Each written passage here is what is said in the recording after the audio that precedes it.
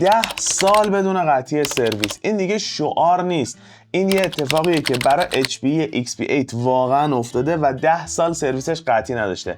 این یه ذخیره سازه که توی این ویدیو قراره بررسی بکنیم چه جوری این سیستم داره مدیریت میشه که 10 سال سرویسش قطع نشده. با اون همراه باشید.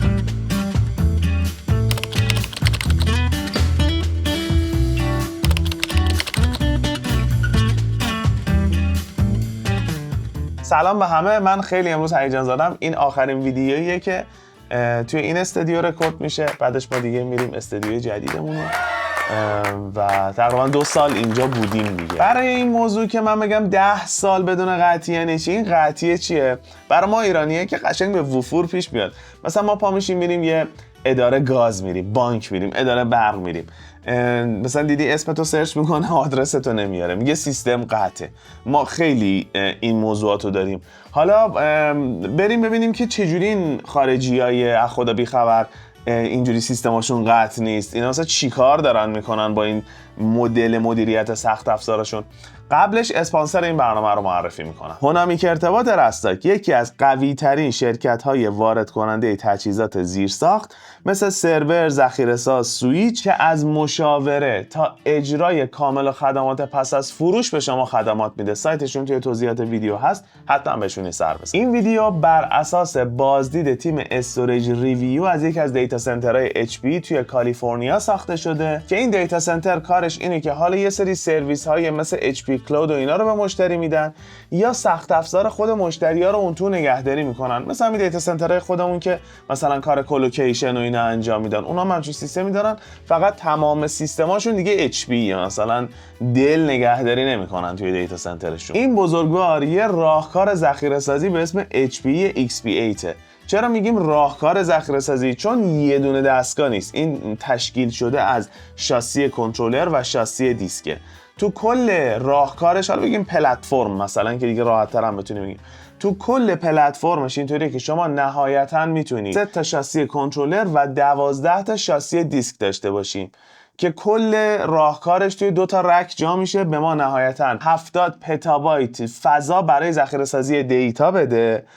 البته بدون مدیا اکسپنشن. مدیا اکسپنشن چی بود؟ یه سری مثلا چه میدونم بگم باکس هارد، بگم چی، ما تو ویدیوهای قبلیمون راجع به DLEMC و اینکلوژرها و اینا صحبت کرده بودیم که اینا بدون مدیا اکسپنشن تا 70 پتابایت، با مدیا اکسپنشن میتونه تا 220 پتابایت به ما فضا بده، یعنی میتونه مدیریت کنه این فضا رو که حالا با اونا کار نداریم. ما همین 70 پتابایتی که خودش کل دیتای کشورمون توش جا میشه رو در نظر میگیریم تو این ویدیو. تو این دیتا سنتری که دارین میبینین از سیستم 6 کنترلره استفاده نشده.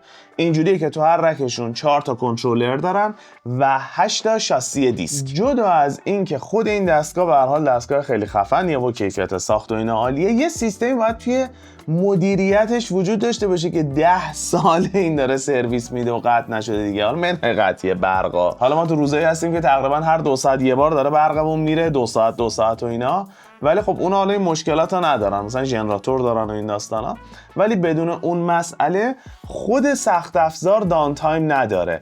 چون اینا توی دیتا شیتشون، دیتا شیت این دستگاه ما داخل دسکریپشن ویدیو میذاریم، خود اینا توی دیتا شیتشون مثلا نوشته بودن آقا ما 89% مثلا به شما سرویس میدیم، آپ تایم رو تضمین میکنیم، که این الان 100% داره میگه که توی این دیتا شیتی که داریم میبینیم مثلا نوشته 99 ممیز 999 تا اون ته درصد به شما مثلا چه میدونم دیتا اویلیبیلیتی میدیم، ولی الان داره میگه آقا ولی ما رکورد 100% هم داریم دیگه. 100% یعنی اصلا امکان نداره هیچ خطایی توش به وجود بیاد.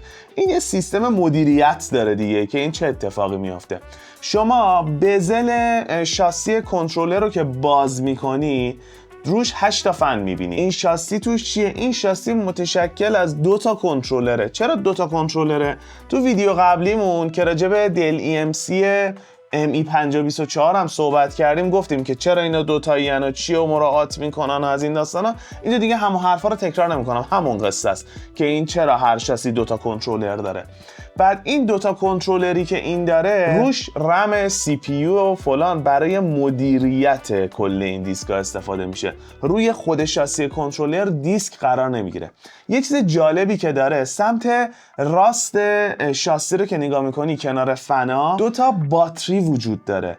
قصه این باتریا چیه؟ میگه زمانی که پاور سرور به مشکل خورد، ما یه سری دیسک یا SSD یا اینها داریم، اینا دیتا به صورت انکریپتد، به صورت رمزنگاری شده رو اینا ذخیره میشه. میگه اگر پاور سرور به مشکل خورد این وسط ذخیره شدن و رمزگذاری اینها، برق کل سرور رو این دوتا باتری تا زمانی نگه میدارن که این فراینده انجام بشه. یعنی خب بازم میگم دیگه حساسیت زیاده، یادمون نرفته دیگه، ما داریم میگیم چجوری 10 سال تا تونستی روشن بمونی و هیچ خطایی نداشته باشی. یکیش همینه، ما برای مثلا ساختمونمون ور میداریم چه میدونم مثلا UPS میذاریم، ژنراتور میذاریم، اینا رو میذاریم که اگر برق رفت اینا سالم بمونن. ولی اگه برق خود سرور رفت چه اتفاقی میفته برای این دیتا ها؟ و موضوع همینه دیگه، این باتریا به خاطر اینکه برق پاور خود سرور اگر به مشکل برخورد هیچ مشکلی دیگه پیش نمیاد برای ذخیره سازی دیسک های رمزنگاری شد. بعد این دوستان میرن یکی از این کنترلرها رو در میارن که ببینن چه اتفاقی میفته. البته مرض ندارن، خب مثلا کنترلر ممکنه خراب باشه، یه مشکلی پیش بیاد، نمیدونم یکی از قطعاتش دچار آسیبی بشه یا پاور باعث بشه که برد کنترلر دچار مشکل بشه، خب نیاز هست اینو شما در بیاری دیگه. جالب ترین موضوع این که نیاز به ریمپ و نمیدونم کانفیگ اضافه برای اینکه اینو خارج کنن نداره. همین که شما در میاری لود تقسیم میشه رو کنترلرهای دیگه. الان روی یه رکی دارن کار میکنن که این 2 تا شاسی کنترلر داره، یعنی مجموعاً 4 کنترلر در مدار هست که اینا دارن باهاش حالا این آزمایش‌ها رو تست‌ها رو اینا رو انجام میدن. یکی از کنترلرها رو که خارج میکنن در جا شما یه دراپ روی آیوپسش میبینی، یعنی اون نمودار آیوپس رو که نشون میده یه افت شدید داری میبینی. بعد این بعدش داره ریکاور میشه. چجوری ریکاور میشه؟ مگه ما سخت افزار رو در نیاوردیم؟ چه اتفاقی میفته؟ ما زمانی که مثلا از یه سیستم ریداندنسی داریم استفاده میکنیم، مثلا رو سرورمون 2 تا پاور میذاریم، 2 تا پاور 1400 میذاریم، اجازه بدیم من برام پاور 1400 بیارم برات. 1400 نداشتیم 2 تا 1600 آوردم. من وقتی که روی سرورم مثلا 2 تا پاور 1600 دارم از تمام توان اینا که استفاده نمیکنم، به اندازه کمتر از مصرف یکیشون استفاده میکنم. مثلا سرور من باید 1500 وات مصرف داشته باشه. چرا؟ که حالت عادی اگر یکی از این پاور از دسترس خارج شد یه دونه پاور بتونه کل بار رو هندل بکنه. دلیل این داستان هم همینه که میتونه ریکاور بشه. یعنی ما یه افت داریم روی آیوپس، بعد که آیوپس میفته خودش ریکاور میشه، چون ما از تمام ظرفیت توان این کنترلرها استفاده نکردیم. دلیل ریکاور شدن همینه. سیستم مانیتورینگ چطور کار میکنه؟ خب اینجا اینطوریه دیگه که مثلا داره نشون میده آقا فلان کنترلر در اومده، آیوپسمون یه همچین چالشی براش به وجود اومده. حالا شما فکر کنین دوستان که حالا مثلا 24 ساعته پای اون مانیتوره نیستن چه اتفاقی میفته؟ بعد از این که هر خطایی به وجود بیاد یه فایلی درست میشه مبنی بر گزارش ایونت اون اتفاق. مثلا فلان پاور فلان سرور قطع شده یا مثلا فلان کنترلر از دسترس خارج شده. بعد این میره کجا؟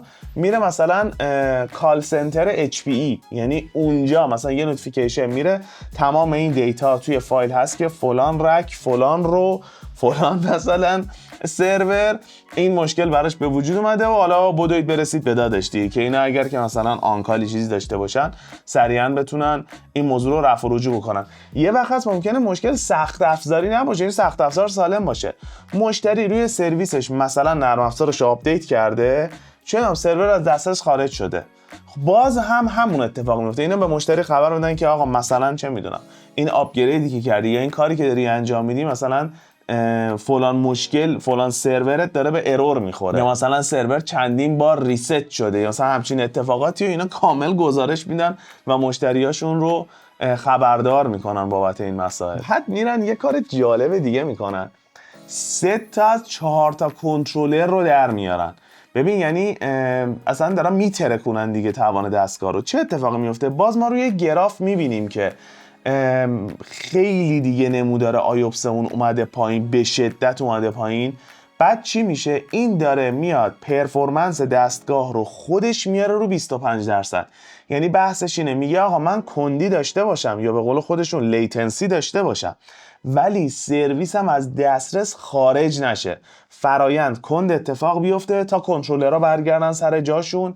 این ما دیگه، ما هم تقریبا همین جوریم دیگه. یعنی اصلا انقدر برامون مهمه که سرویسمون درست و ردیف کار بکنه که اصلا نگم براتون واقعا چقدر خفنیم توی این موضوع. در نهایت همین قضایاست که باعث میشه این دوستان بتونن یه راهکاری رو ارائه بدن که با سیستم مدیریتی 2304 تا SSD، اون اگر همه اکسپنشن ها رو روی این بذارین، تا 2304 تا SSD رو میتونه مدیریت کنه. 220 پتابایت فکر کنم طبق دیتا شیتش میتونن همچین کاری بکنن. اینجوری میتونن، یعنی اون باتریا و این سیستم مانیتورینگ و این مدیریت و این کانفیگوریشنی که وجود داره باعث یه همچین داستانی میشه. ایشالا که یاد بگیریم. تازه این 10 ساله داره کار میکنه، حالا تو دستگاه جدیدشون که اصلا دیگه نمیدونیم واقعا چه فرآیندی داریم انجام میدیم. آقا دمتون گرم، مرسی که با همون بودین و اینکه این ویدیو رو لطفاً لایک کنید و اگر که فکر میکنین از این تایپ محتوا تو اطرافیانتون کسی خوشش میاد، حتما ما رو بهش معرفی کنید. ممنون که با همون بودید. خداحافظ.